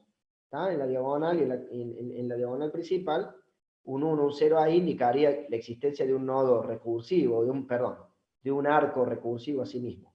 Pero excepto en la diagonal, en todos los demás lugares, si se cumple que donde hay un 1, acá hay un 0, o donde hay un 0, acá hay un 1, o si queremos mirar el gráfico, si se cumple que en G1, donde hay un arco, en G2 no lo hay, y también a la inversa, se dice que G1 es el grafo complemento de G2, o a la inversa, que G2 es el grafo complemento de G1. Gráficamente, si ustedes superpusieran esta matriz con esta, supongamos que imprimimos esta hoja, y superponemos este pedacito de aquí con este pedacito de acá a la luz, tendríamos que ver todos unos, excepto en la diagonal principal, y ningún uno tendría que estar encima del otro. Si en ningún lugar veríamos dos unos pegados, pero sí veríamos todos unos, excepto en la diagonal principal. O si recortáramos este pedacito de gráfico de aquí y lo superpusiéramos con este gráfico de aquí, ¿qué tendríamos que ver? No tendríamos que ver ningún arco dos veces, ningún arco repetido, y no tendríamos que ver ningún espacio sin completar. Todos los nodos tendrían vínculos entre todos sin pisarse ninguna línea una con otra. Eso es lo que se llama grafo complemento. ¿Y qué tiene que ver el grafo complemento con el clique máximo y el sim? Ocurre que en un grafo complemento, el sim es el clique del otro grafo. Y el clique es el sim. Y ahí es donde se puede aplicar una función de reducción. Al final, ¿cómo cierra esta historia y qué tiene que ver con el mecanismo de reducción que veíamos hace un ratito? Supongamos que yo tengo un grafo y quiero encontrar el clique máximo de ese grafo. Un camino es intentar ejecutar a alguno de los algoritmos conocidos que son de orden exponencial. Ok, otro camino es aplicar una función de reducción. No hacer el clique máximo, sino calcular un sim. ¿Pero el sim de quién? De su grafo complemento. Encontrar el grafo complemento y aplicarle el sim. porque el sim del grafo complemento es el clique, y a la inversa, el clique del grafo complemento es el sim. Eso es un muy claro ejemplo de una función de reducción. ¿Qué pasa acá? Lamentablemente, todos los algoritmos conocidos, tanto para sim como para clique, son exponenciales, es decir, ambos problemas son intratables. Con lo cual, desde el punto de vista teórico, aplicar esta función de reducción no tendría sentido porque me lleva de un problema intratable a otro problema intratable. Pero, eso no significa que desde el punto de vista práctico carezca de sentido. Desde el punto de vista práctico puede ser una buena solución. ¿Por qué? Porque si tengo un grafo con muchísimos arcos, con muchos arcos, encontrar el clique puede ser bastante más difícil que encontrar el sim. El algoritmo exponencial lo mismo, pero lo que pasa es que en su ejecución va a tener que evaluar muchos más arcos. Entonces, uno puede hacer la prueba, pero ya esto es pura prueba empírica, ¿no es cierto? Pura experimentación. Uno puede poner a andar el algoritmo que obtiene el clique, observar que demora demasiado, que supera mi tiempo de espera, el tiempo del cual yo dispongo para esperar. Entonces tomar el camino de decir, hallo el grafo complemento, que para hallar el grafo complemento el orden es cuadrático. ¿Saben por qué? Porque para recorrer, ¿qué tengo que hacer para hallar el grafo complemento? Recorrer la matriz de punta a punta con 2 ciclos for, como lo hemos recorrido siempre, e ir reemplazando los ceros por 1 y los 1 por 0 y se acabó el asunto, excepto la diagonal principal. Lo demás es un simple reemplazo, así que la función de reducción es polinómica, ¿no? Es cuadrática, yo la podría usar. Entonces yo podría aplicar la función de reducción y obtener el clique, obtener el sim en lugar del clique, y fijarme si para ese grafo en particular el sim demora muy poquito tiempo en ejecutarse. Probablemente sí. Entonces, tiene una utilidad práctica, no tiene una utilidad desde el punto de vista del análisis inherente, porque desde el punto de vista del análisis inherente, desde el punto de vista de lo que analiza la teoría de la complejidad, ambos problemas son intratables y ambas soluciones son exponenciales. Ok, eso no significa que para un grafo en particular un algoritmo no pueda funcionar más rápido que el otro. Incluso en esos casos puede estar bueno experimentar con una función de reducción. Pero eso desde el punto de vista práctico, desde el punto de vista empírico. No significa que desde el punto de vista de lo que nos traza la teoría, esta reducción sea válida, ¿tá? Esta reducción sea conveniente, ventajosa de alguna manera. Bueno, a veces pueden emplearse mecanismos de reducción y probar, ver qué pasa, ver si de alguna manera no caigo en un tiempo de espera mejor. Aunque sabemos que ambos problemas son de orden exponencial. ¿Estamos hasta ahí? ¿Se entiende? Bien. Todo este análisis de problemas que tienen un comportamiento intratable es lo que nos ha llevado a tratar de resolverlo de algún otro modo, resolverlo de alguna otra manera. Las ciencias completas están en muchos aspectos demoradas por no poder resolver en un mejor tiempo problemas que al día de hoy son intratables. En la astronomía ocurre mucho porque los objetos que analizan son millones, miles de millones. En la genética, en el análisis genético, también ocurre mucho, se encuentran con muchos problemas intratables. En el campo de las estadísticas también. En el campo de la inteligencia artificial, hoy es el freno de mano que tenemos puesto. En nuestras computadoras conocemos algoritmos que podrían representar de una manera bastante eficiente la inteligencia humana para algunas situaciones en particular, pero las computadoras que tenemos lo ejecutan en mucho más tiempo del que disponemos, porque son todos de orden exponencial.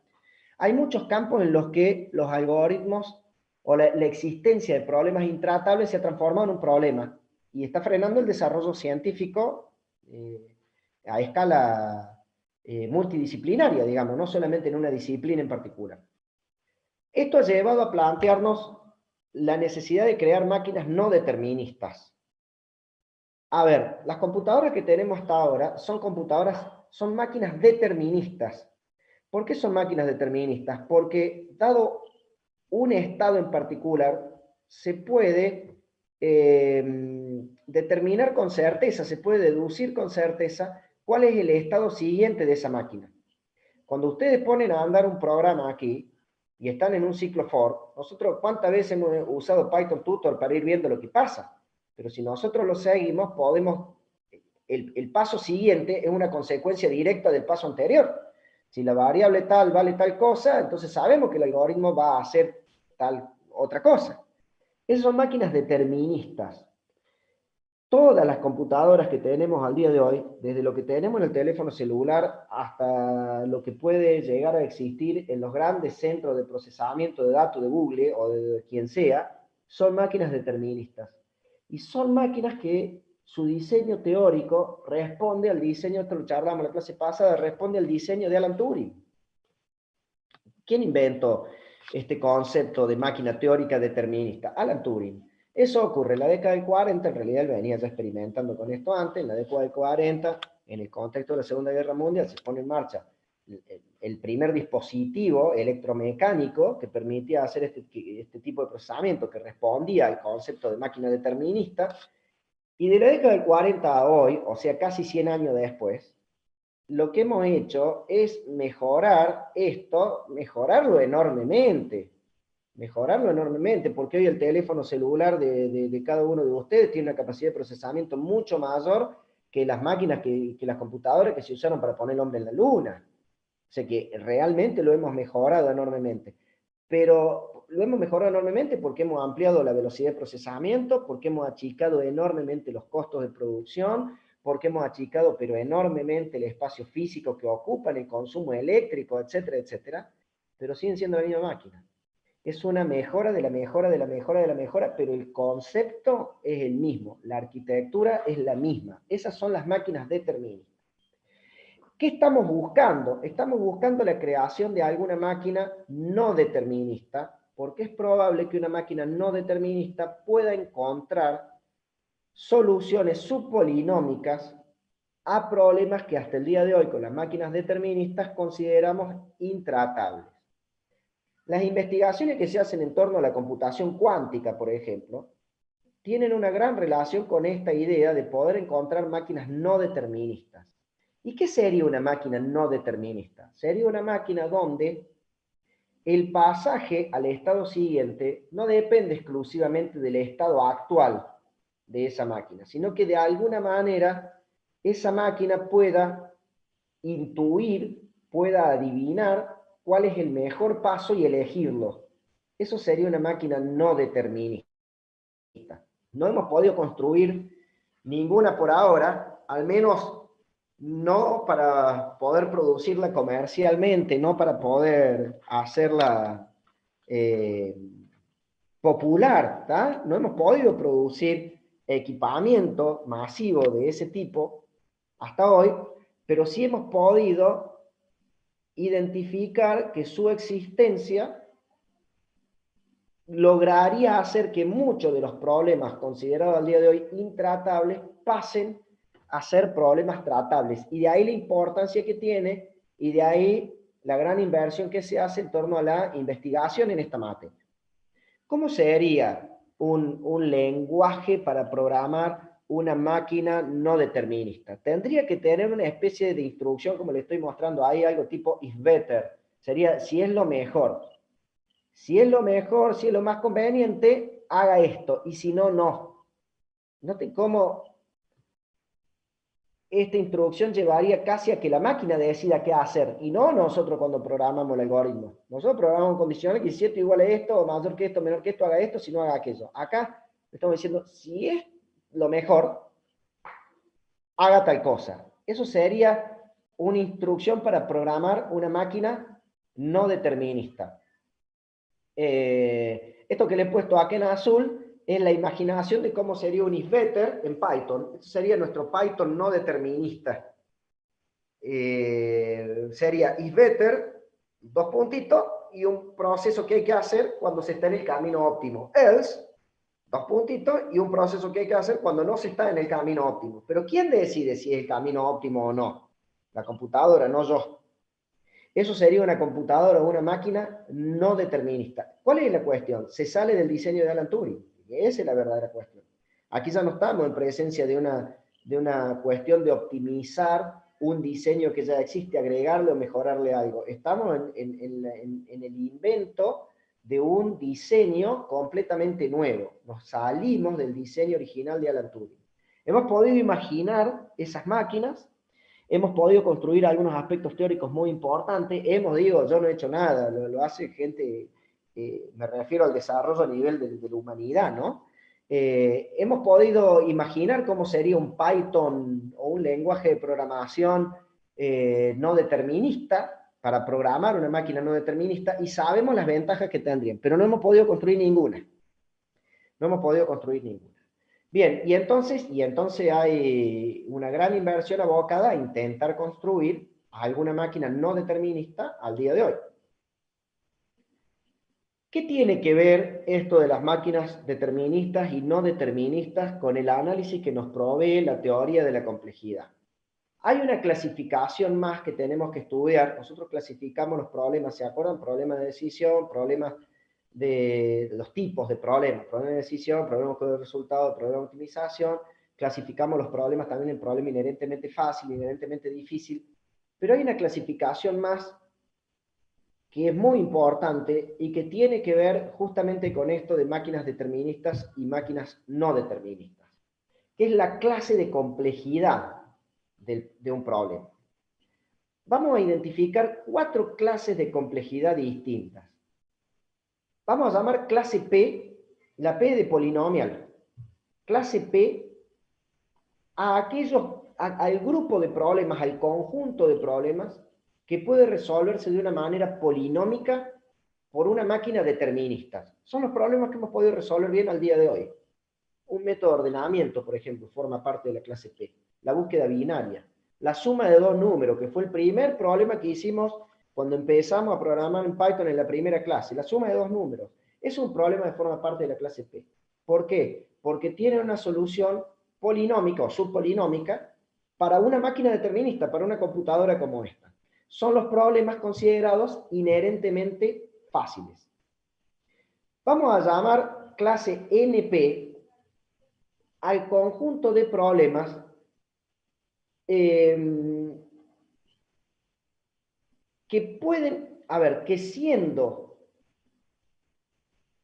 difíciles, inherentemente difíciles para una máquina determinista, podrían resolverse de manera fácil, es decir, con un orden subpolinómico, en una máquina no determinista. Ese es el problema, es el conjunto de problemas NP. Claro, son problemas que podrían resolverse de una manera fácil, inherentemente fácil, según la teoría de la complejidad, es decir, con un orden subpolinómico, pero por máquinas que todavía no existen. Si tuviéramos, ¿qué sabemos de estos problemas? Sabemos que no hemos podido encontrar una solución subpolinómica para las máquinas actuales, pero sabemos también que si tuviésemos máquinas no deterministas, estos problemas podrían resolverse en un tiempo subpolinomial. Su función de orden caería a una función subpolinómica. El clique máximo y el sin que veíamos recién son problemas de tipo subpolinómicos en una máquina no determinista, es decir, forman parte de la clase NP. Existen 2 clases más que quiero contarles, la que se llama clase EXP. Son problemas que van a seguir siendo exponenciales para ser resueltos por máquinas deterministas, independientemente de que encontremos o no máquinas no deterministas. Y existe la clase NXP, que son problemas que van a seguir siendo exponenciales incluso en máquinas no deterministas, incluso para ser resueltos por máquinas no deterministas. Les doy un ejemplo sencillo de un problema que siempre va a ser exponencial: encontrar y mostrar todas las combinaciones posibles de un conjunto de valores. Me implica ir y mezclarlos todos con todos. Eso va a ser siempre exponencial. Y si yo lo que quiero es obtener un listado de todas las combinaciones posibles de un conjunto de valores, bueno, pues yo tengo que encontrar todas las combinaciones posibles, ya sea con una máquina determinista o una no determinista. La función isBetter no me va a servir para nada porque no hay camino mejor. hay un camino que se tiene que seguir para encontrar cuánta combinación exista. Ese es un problema NXP, un problema que va a seguir siendo exponencial, incluso en una máquina no determinista. ¿Está? Bien, hay una relación, entonces, entre esta clase de problemas y de qué máquina se trate. Fíjense cuál es la relación. La relación es esta. En una máquina determinista, la clase P es el conjunto de problemas que se pueden alcanzar, el conjunto de problemas sobre los cuales se puede alcanzar una solución subpolinómica en una máquina determinista. La clase NP es el conjunto de problemas que sin estar en P, es decir, no lo puedo resolver polinómicamente en una máquina determinista, sí lo podría resolver polinómicamente en una máquina no determinista. Y luego hay un conjunto de problemas que van a seguir siendo exponenciales para las máquinas deterministas y un conjunto de problemas que siempre van a ser exponenciales para las máquinas no deterministas, como el que le mostraba recién. De manera que hay una relación entre la clase de problema que se trata, la clase de complejidad y la máquina que se utilice para resolverlo. Claro, las máquinas no deterministas todavía no existen, pero sabemos que ocurriría esto que está aquí. Entonces, hay una relación como esta. Cada conjunto es en realidad un subconjunto de otro. En realidad, el conjunto de problemas P, como decíamos hace un ratito, la búsqueda binaria, el quicksort, la burbuja, la suma de dos números, la búsqueda del mayor, todo lo que hemos visto en AED, están acá. Son un subconjunto del problema NP. Porque una máquina no determinista podría también resolver en tiempo polinómico los mismos problemas que resolvería una máquina determinista. Es decir, una máquina no determinista, como mínimo, puede hacer lo mismo que haría una máquina determinista.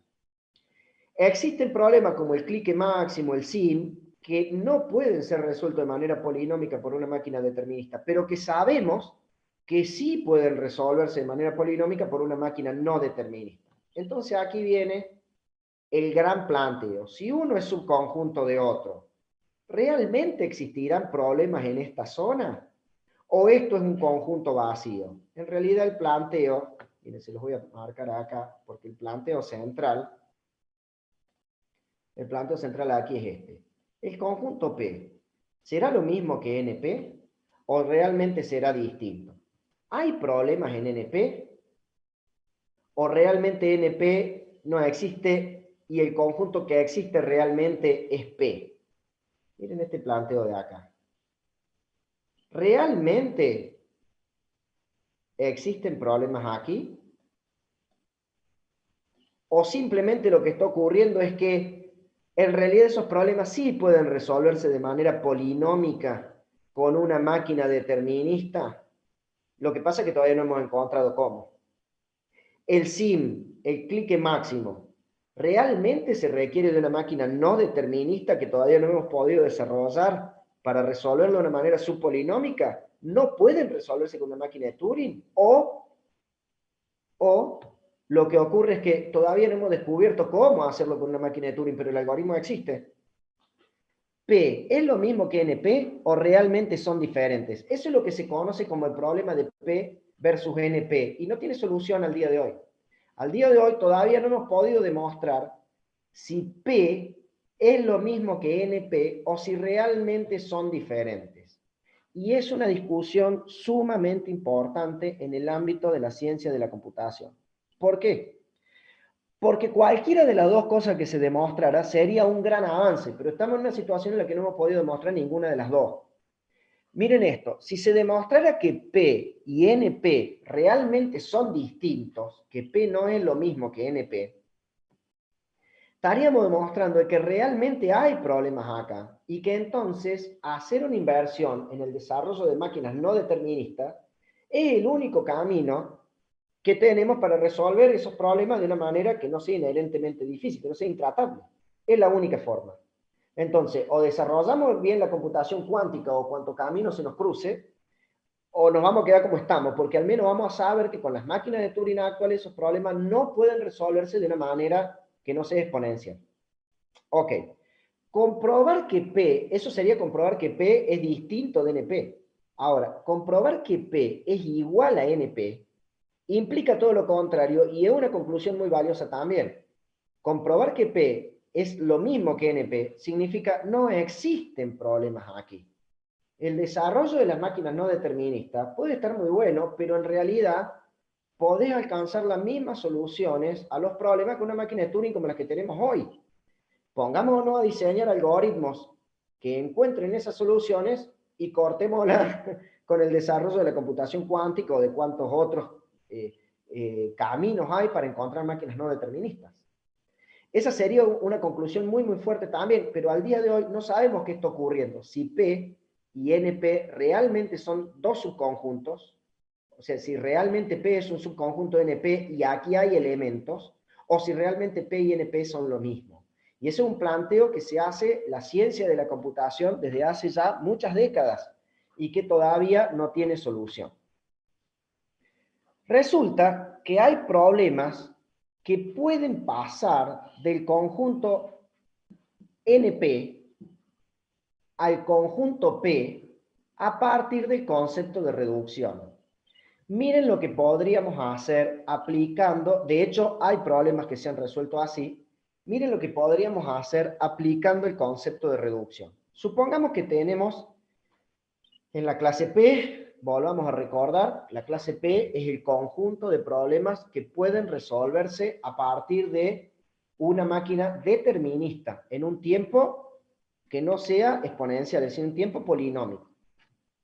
Supongamos que tengo un problema I, que ya tiene un algoritmo, una solución polinómica con una máquina determinista.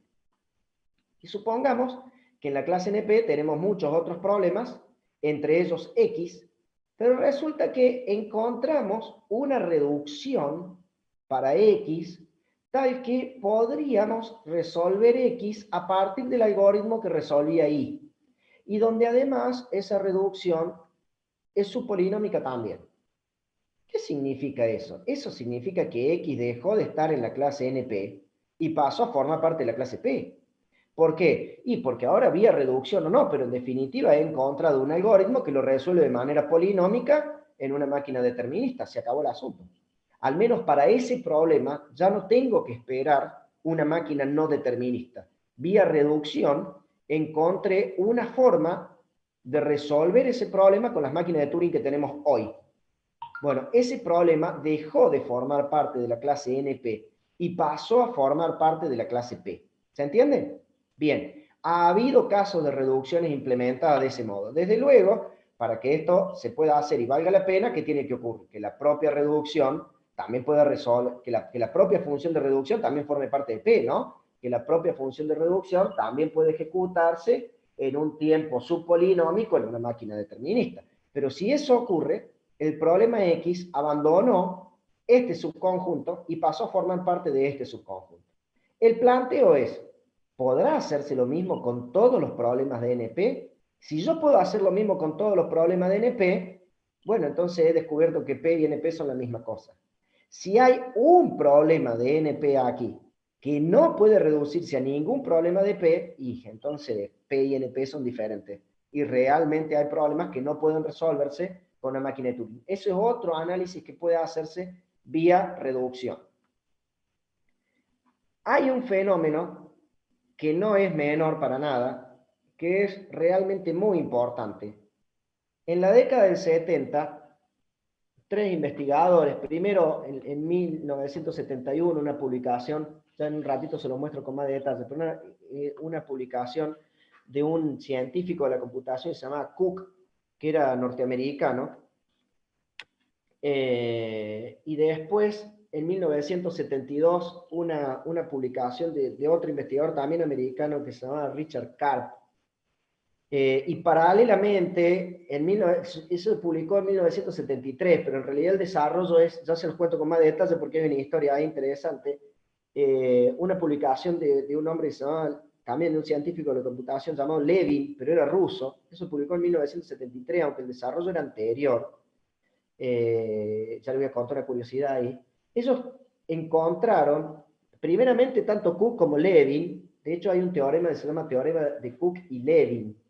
Ellos encontraron una clase muy particular de problemas de NP. y le llamaron NPC. La C es de complete, ¿tá? NPC complete. ¿Qué es NPC complete? ¿Qué es NPC complete?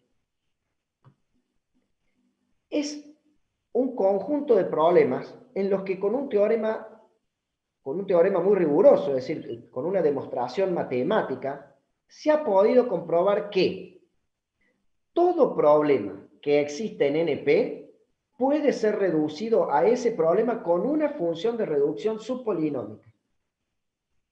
Vuelvo a repetir, que todo problema de NP, cualquier problema sea de NP, puede reducirse a ese conjunto de problemas NPC mediante una reducción polinómica.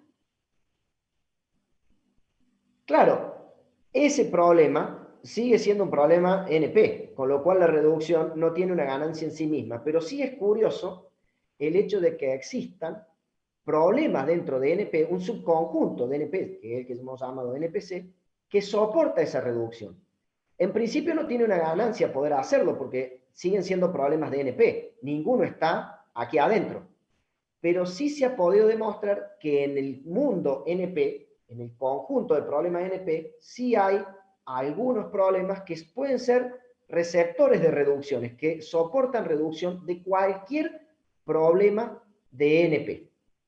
¿Y qué sentido tiene eso? El sentido que tiene es el siguiente, miren, si se pudiera comprobar, si se pudiera encontrar una función de reducción subpolinómica, no que agarre cada uno de estos problemas y lo lleve a un problema P, sino que tome alguno de esos problemas cualquiera de NPC y lo logre resolver con un problema en P, se estaría comprobando que P es igual a NP. Esa es la importancia que esto tiene.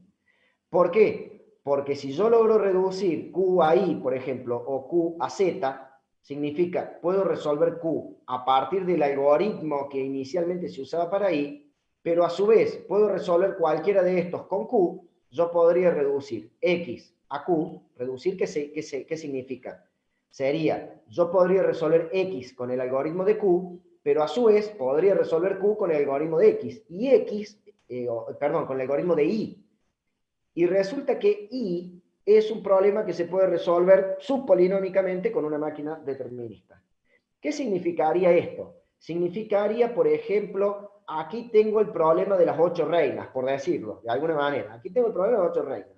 Lo puedo reducir al clique máximo. Aquí tengo el problema del clique máximo. Lo puedo reducir a un problema NPC. Hay un problema, el primero que se descubrió, que descubrieron Cook y Levin, se llama problema de la satisfactibilidad booleana. Un problema interesante, no lo llegamos a ver con detalle dentro de nuestra materia, pero si les interesa, búsquenlo, se llama NAP, problema de la satisfactibilidad booleana. Aquí tengo la satisfactibilidad booleana que descubrieron Cook y Levin. Y resulta que yo logro resolver la satisfactibilidad booleana con, no sé, la búsqueda binaria. Chau, se acabó. ¿Qué significa? Que a partir de ahí podría resolver el clique máximo reduciendo la satisfactibilidad y terminando a la larga usando el problema de la búsqueda binaria, la función de la búsqueda binaria. Después vuelvo a aplicar algún cálculo a la inversa y algún cálculo a la inversa y obtengo el clique máximo. Se acabó el asunto. Eso significaría encontrar una sola reducción, ya no muchas, una sola reducción de un problema de NPC a un problema de la clase P implicaría demostrar que P es igual a NP. Y esa es la importancia que tiene. Bueno, esa es la cuestión, eso es lo que estamos buscando. ¿Qué ocurrió? Esto les comento con el problema de la satisfactibilidad booleana, una curiosidad que es interesante.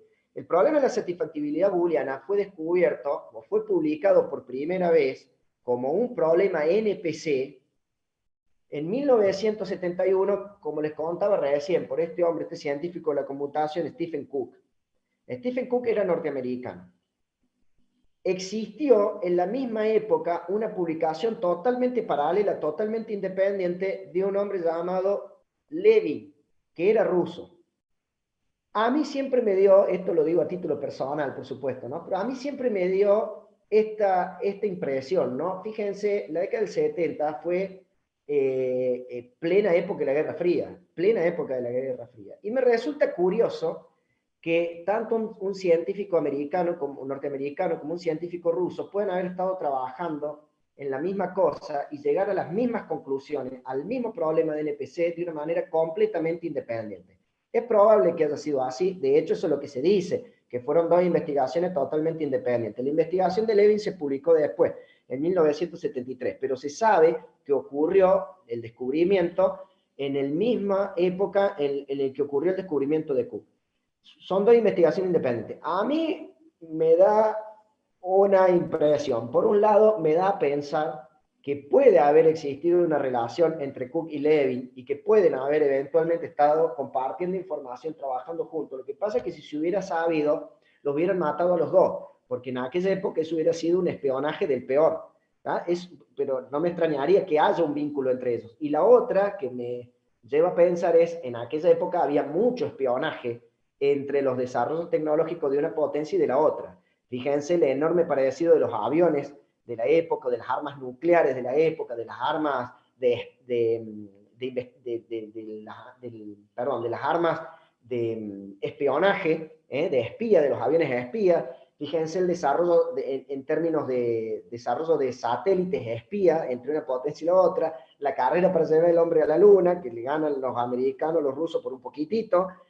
Fíjense cómo iba muy en paralelo la cosa. No me extrañaría que aquí también hubiera ocurrido una situación similar. Pero bueno, el hecho concreto es que dos investigaciones paralelas, tanto de Levin en la Unión Soviética como de Cook en los Estados Unidos, llegan a encontrar este problema de la satisfactibilidad booleana y logran demostrar que cualquier problema en NP puede reducirse al SAT.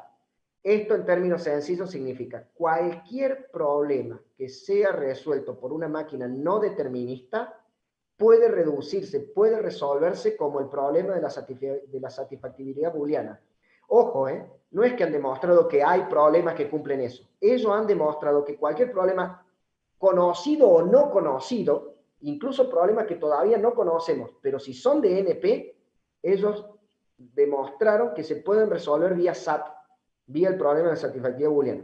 Y un poquito más tarde, en 1972, Richard Card tomó esta investigación y descubrió 21 problemas más que cumplen la misma condición y siguen siendo esos 21 al día de hoy. Hoy conocemos que no es solamente el SAT, en realidad son 21 problemas en NP que cumplen con esto de ser NPC. Si se encontrara una reducción de cualquiera de ellos, de cualquiera de estos 21 problemas, a un problema en P, ¿qué significa eso? En términos sencillos, si pudiéramos resolver cualquiera de estos problemas con una máquina de Turing en un tiempo subpolinómico, estaríamos, vía un mecanismo de reducción, estaríamos demostrando que P igual a NP. Esa es la cuestión. Sin embargo, aunque no se ha demostrado ninguna de las dos cosas, la presunción científica en general lleva a pensar que P y NP son distintos. Definitivamente que hay cosas que no se pueden resolver con una máquina de Turing en un tiempo polinómico. Esa es la presunción, pero nada está demostrado. Bueno, por eso es que algunos problemas tienen premios, premios económicamente muy importantes para quienes puedan resolverlos, porque estarían demostrando una situación como esta si se lograra una solución, o al menos se estaría comprobando que algún problema, como el caso de las 8 reinas, que las 8 reinas no es un problema NPC, pero se estaría demostrando que al menos algún problema que durante muchísimos años ha sido considerado intratable en la máquina de Turing, en realidad no es que lo era intratable, es que no habíamos encontrado el algoritmo correcto. Eso en definitiva es lo que buscamos. Y sería un quiebre muy importante en el mundo de las ciencias de la computación. Bueno, gente, voy a habilitar la cámara, así los saludo. Esto era lo que teníamos previsto para hoy. Y si tienen alguna duda, obviamente pueden preguntar, pero esto es lo que teníamos previsto para hoy y esto es lo que teníamos previsto para finalizar el año. En este momento estamos terminando la última clase del año. Quiero que hagan este balance. Arrancamos el año. No, todavía no. ¿Cómo? No es la última. No es la última. La Bueno, última teórica. está bien. Tenés razón, Germán, porque además hoy es lunes. ¿Sabés qué me pasa? Yo estoy acostumbrado a clase los viernes. Tenés toda la Ahí razón. va. No, claro, perdón. Y tenés toda la razón. No es la última clase, es la última clase teórica, porque el lunes que viene tenemos el recuperatorio, pero tienen clase práctica y tienen tema muy interesante para ver, perdón Germán, en la clase práctica de esta semana. Tenés toda la razón. Pero yo de alguna manera en esta clase, que es mi última clase teórica, y lo decimos bien, mi última clase teórica, quería hacer este balance. Arrancamos, comienzo de año, preguntándonos qué era una variable, y hemos llegado al día de hoy, después de escribir algoritmos como el canje de moneda y de programar cosas como las búsquedas binarias, a tener esta discusión de PNP, las máquinas de Turing, las máquinas no deterministas. Es un viaje, esta materia es un viaje enorme, ¿está? Bueno, es un viaje enorme que este año hemos hecho en esta modalidad virtual, viéndonos como hemos podido vía Zoom, pero que de alguna manera hemos hecho. Entonces yo, después de hacer este balance, de alguna manera quería felicitarlos por llegar hasta acá. Estoy absolutamente seguro de que fácil no ha sido.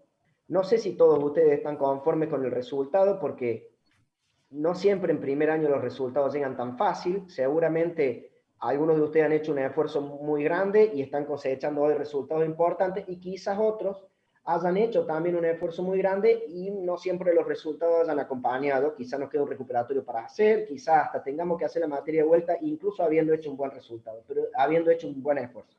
Pero incluso en esos casos, el haber llegado hasta acá y el haber hecho todo este viaje juntos es realmente para felicitarlos. Yo los quería felicitar por haber llegado hasta acá y también agradecerles que nos hayan acompañado hasta esta altura del año. En esta clase de hoy somos muy poquitos, pero hay muchos más de ustedes en esta situación. Lo que ocurre es que para quienes no van a hacer el quinto parcial, para quienes van a dilatar el final de esta materia, quizás en el apretón que tenemos a fin de año de un montón de cosas y exámenes que hacer, quizás han preferido no estar en esta clase y usar el tiempo para otra cosa, lo cual me parece muy lícito, muy bien. Pero de alguna manera, por intermedio de ustedes, yo los quería saludar a todos y agradecerles que hayan llegado hasta acá y felicitarlos a la vez. Espero que el año que viene nos podamos ver. Si el año que viene nos vemos y me ven en la cantina y se quieren arrimar a saludar y tomar un café, son bienvenidos. Y si quieren, ya les invité, pero los invito de nuevo, si quieren en alguna clase meterse al laboratorio o al aula común, al menos para que nos veamos la cara una vez, están invitados. Les espera una carrera tremenda, tremendamente hermosa, con un montón de desafíos permanentes, donde uno no deja de estudiar y de crecer nunca. Ojalá, independientemente del resultado que hayan obtenido en este primer año, ojalá puedan continuarla, ojalá tengan la vocación y la fuerza de voluntad lo suficientemente firme como para poder continuarlo, porque es una carrera que en lo personal a uno no deja de desarrollarlo nunca. Incluso cuando un día sea un viejo pelado así, no dejas de desarrollarte nunca. Así que ojalá puedan seguir acá y ojalá nos encontremos un día en la calle como profesionales, que es una cosa que nos pasa a todos los profes. A todos nos pasa de un día encontrarnos en un cliente, en una empresa, en una entidad del gobierno, con alguien que fue alumno nuestro. Eso da una enorme satisfacción. Así que bueno, felicitarlos por haber llegado hasta acá y desearles que continúen muy, muy bien su carrera. Mientras sean alumnos de la UTN, pueden recurrir a nosotros para consultarnos cuanta cosa necesiten, independientemente de que ya hayan rendido este final o no. Ustedes podrían consultar problemas con otra materia. A mí me pasa mucho con paradigma de programación o con alumnos que están en tercero o cuarto que me vienen a ver un día y me dicen, che, sí, tengo que programar esto, ¿qué te parece? ¿Qué podemos hacer? Bueno, eso también es muy bienvenido. Bueno, gente, solo saludarlos. No sé, Germán, si queda algo para decir. Ana, si estás por ahí. No, acá estamos todavía. Así que, no, también es un gusto haberlos tenido. Lástima por ahí la mala noticia. Pobre que les di los lunes a los chicos, pero bueno, se rieron un poco. Y hoy no fue la excepción, Ana. Hoy arrancaste, yo se lo iba a decir al final, por lo menos pobre pibe, hoy arrancaste con que el lunes el recuperatorio, el viernes el quinto parcial, y si no es el recuperatorio... Y que pues, si no, después nos olvidamos. Pero bueno, ahí hay que estar pendiente. Está bien, claro. Digamos, el Pepe Grillo, acá está el Pepe Grillo. Pero bueno, hay que... si no, después se olvidan. Sí. Así que bueno. Pero sí. Sí, no, me falta con eso, no he hablado de otras cuestiones. Me pasa que nos vamos por las ramas, sino con los otros chicos. Que con cada grupo tengo un tema distinto. Esta es la de los lunes, pues estamos muy dormidos. Los lunes, con lo de los lunes, tu tema es la crueldad. Oh, no, esperemos que les haya servido. Se despertaron por lo menos. Sí, no, que lo desperta, eso es un hecho. Sí, tal cual. Germán, ¿algo vos que quieras decirle a los chicos en esta última clase teórica? Vos lo vas a ver una vez más. No, los tengo que ver el jueves una vez más, que ahí nos vamos a despedir formalmente con sí. Feli. Si es Sí. que puede estar Feli. Pero... Ahí charlarán con Felipe una vez más el jueves entonces. Sí. Aprovechen y cualquier duda que tengan, nos avisan y cuenten con nosotros, ¿no? Estamos siempre.